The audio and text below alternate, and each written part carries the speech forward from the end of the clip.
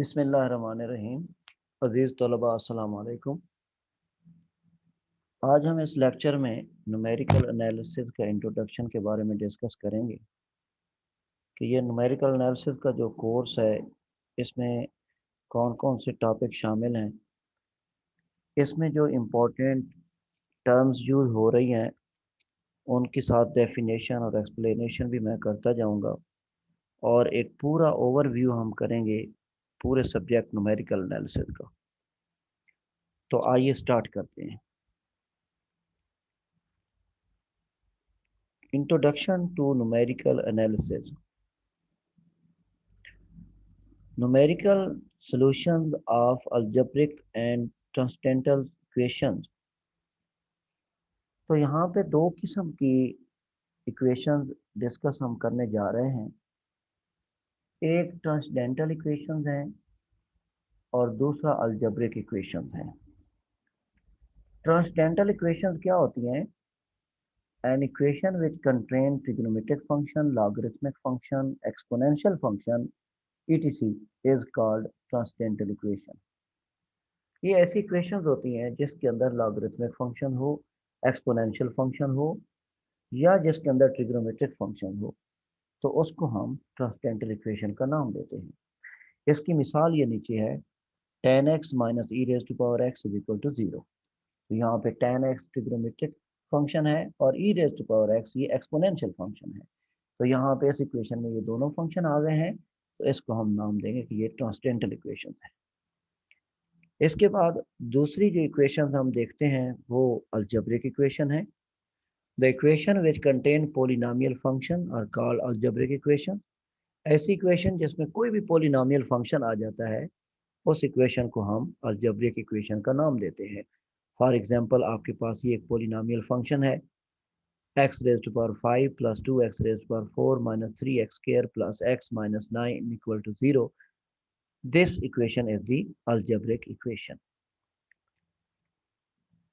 अच्छा, अब हमारा जो कंसर्न नेक्स्ट है वो ये है कि हम ये देखना चाहेंगे कि जो नॉन लीनियर इक्वेशन है उनको सॉल्व करने के न्यूमेरिकल मेथड्स कौन कौन से हैं। तो ये तमाम यूनिवर्सिटियों के अंदर इन मेथड्स को पढ़ाया जाता है नॉन लीनियर इक्वेशन को सॉल्व करने के लिए। तो पहले तो हम इसका इंट्रोडक्शन देखते हैं। हम ये देखते हैं कि जो नॉन लीनियर इक्वेशन है उनको हल करने के कौन कौन से मेथड्स हैं, और फिर हम ये जस्ट ओवरव्यू हम दे रहे हैं इस लेक्चर में, और फिर नेक्स्ट जो वीडियो आएगी उसके अंदर ये डिटेल के साथ जितने भी ये मेथड्स हैं उनको हम डिस्कस करेंगे।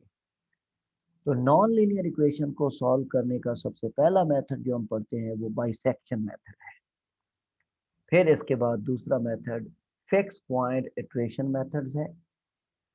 थर्ड मेथड जो हम यहाँ पे पढ़ने जा रहे हैं नॉन लीनियर इक्वेशन के को सॉल्व करने के, वो रेगुलर फॉर्सी मेथड है। इसके बाद न्यूटन रॉफसन मेथड है और आखिर में सीकेट मेथड है। तो ये 5 मेथड है जो कि नॉन लीनियर इक्वेशन को सॉल्व करने के लिए हम आमतौर पर डिस्कस करते हैं। तो इन 5 मेथड के जरिए नॉन लीनियर इक्वेशन को हल किया जा सकता है और नॉन लीनियर इक्वेशन का जो सोल्यूशन है वो मालूम किया जा सकता है। अच्छा, नॉन लीनियर इक्वेशन के बाद फिर हमारे पास जो इक्वेशन आती हैं वो लीनियर सिस्टम ऑफ इक्वेशन है। अब हमने देखना है कि अगर हमारे पास लीनियर सिस्टम ऑफ इक्वेशन आती हैं तो उनको हम कैसे हल करते हैं, उनके हल करने में कौन कौन से मेथड यूज करते हैं। तो सबसे पहले तो हम ये जानने की कोशिश करते हैं कि ये लीनियर सिस्टम ऑफ इक्वेशन होता क्या है। तो अगर आपकी जो इक्वेशन है वो इस फॉर्म में लिखी हुई है a x is equal to b.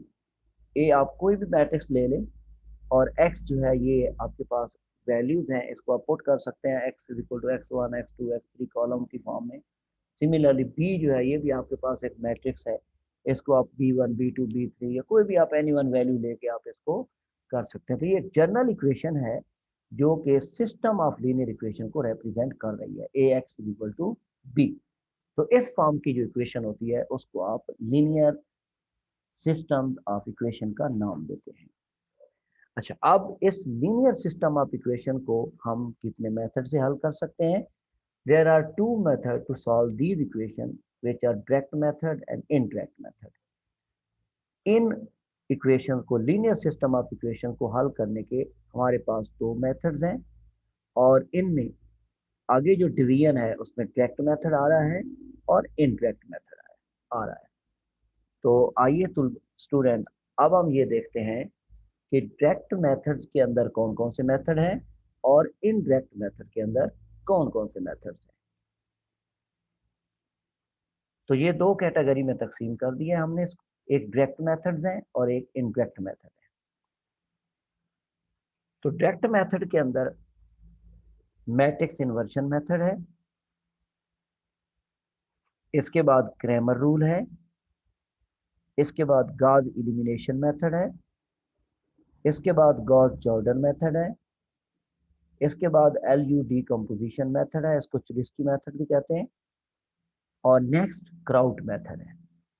तो इन मेथड को हम इस्तेमाल करके जो हमारे पास लीनियर सिस्टम ऑफ इक्वेशन हैं उनको आप डायरेक्टली सॉल्व कर सकते हैं। डायरेक्टली सॉल्व करने का मतलब ये है कि हमें कोई इसमें इटरेशन नहीं करना पड़ती, हम बराह रास्त इस मेथड को यूज करते हैं, यूज करके डायरेक्ट हम इसका रिजल्ट निकाल लेते हैं। इसके बाद इनडायरेक्ट मेथड हैं। तो इनडायरेक्ट मेथड के अंदर हमें इटरेशन करना पड़ती है। फर्स्ट इटरेशन हम करते हैं, फिर उससे नेक्स्ट करते हैं, फिर उससे नेक्स्ट निकालते हैं, तो ये हम कंटिन्यू करते रहते हैं अनटिल कि हमारा जो रिजल्ट होता है वो आ जाता है। तो एक्चुअल रिजल्ट के करीब करीब हमारे पास एक रिजल्ट आ जाता है, तो फिर हम उसको ब्रेक कर देते हैं। तो ये इनडायरेक्ट मेथड है। तो इनडायरेक्ट मेथड के अंदर जो जो मेथड हम स्टडी करते हैं उसमें न्यूमेरिकल एनालिसिस के अंदर एक जैकोबीज मेथड है। इनडायरेक्ट मेथड के अंदर दूसरा मेथड जो हम डिस्कस करते हैं वो गॉस सीडल मेथड है।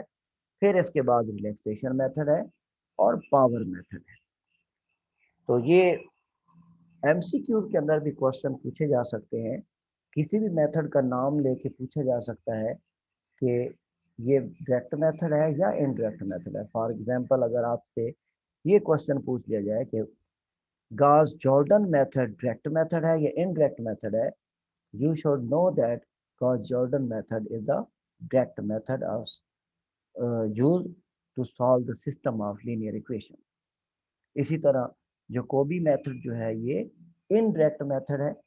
इनडायरेक्ट मेथड को यूज करके आप सिस्टम ऑफ लीनियर इक्वेशन को सॉल्व कर सकते हैं। तो ये MCQ के अंदर भी ये डायरेक्ट मेथड और इनडायरेक्ट मेथड, किसी भी मेथड को मेंशन करके ये पूछा जा सकता है कि ये मेथड डायरेक्ट मेथड है या इनडायरेक्ट मेथड है।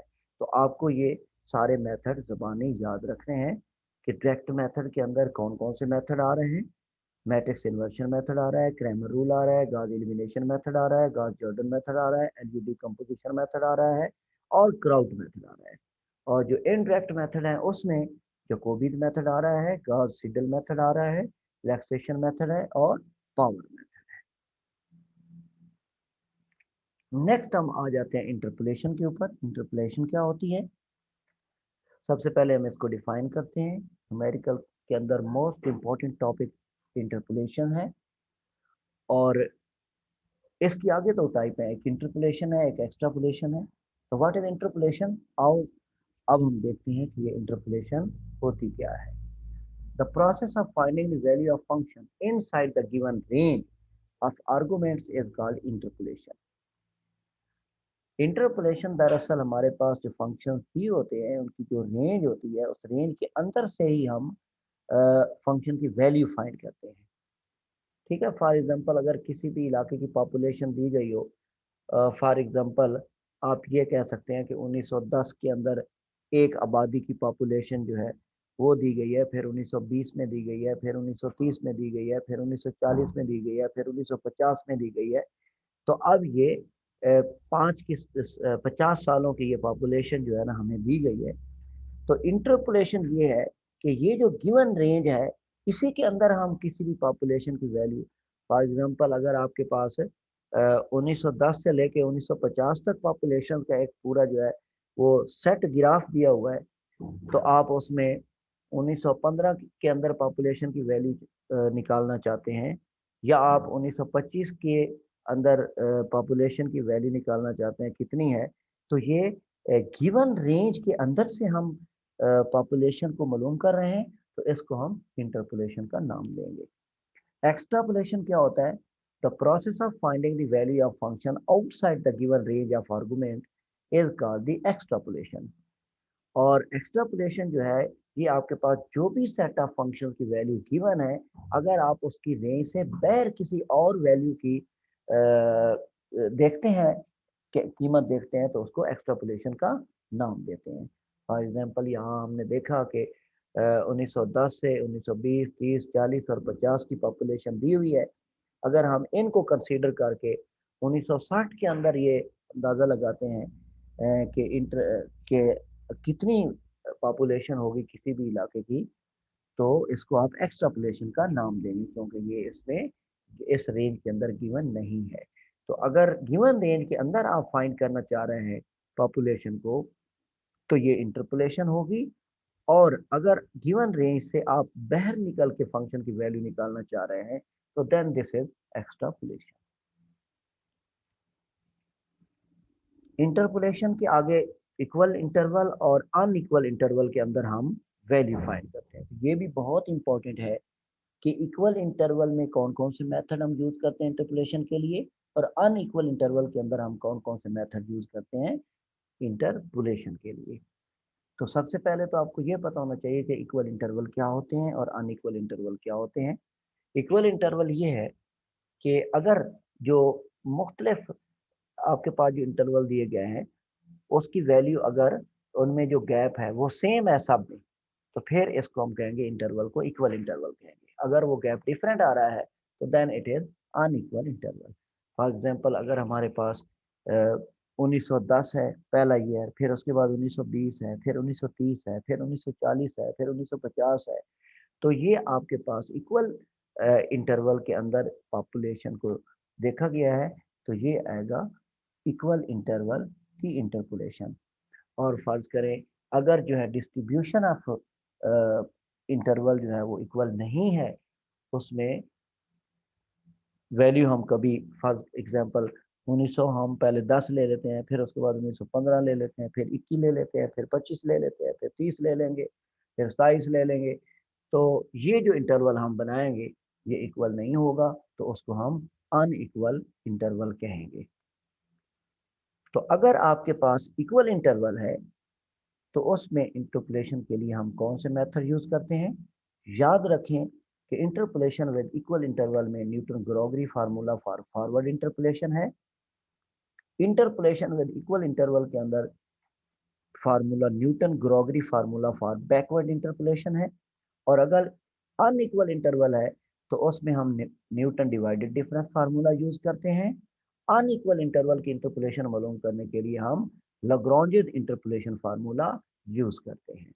ये भी सवाल एमसीक्यूज में पूछा जाता है कि किसी भी मेथड का नाम लेके वो पूछ सकते हैं कि ये जो मेथड है ये इक्वल इंटरवल के लिए है या अनइक्वल इंटरवल के लिए। फॉर एग्जांपल अगर ये पूछा जाता है कि लाग्रांज इंटरपोलेशन फार्मूला जो है ये इक्वल इंटरवल इंटरपोलेशन के लिए है या अनइक्वल के लिए है, तो आपको ये पता होना चाहिए कि लाग्रांज इंटरपोलेशन फार्मूला जो है ये यूज होता है for interpolation with the unequal intervals.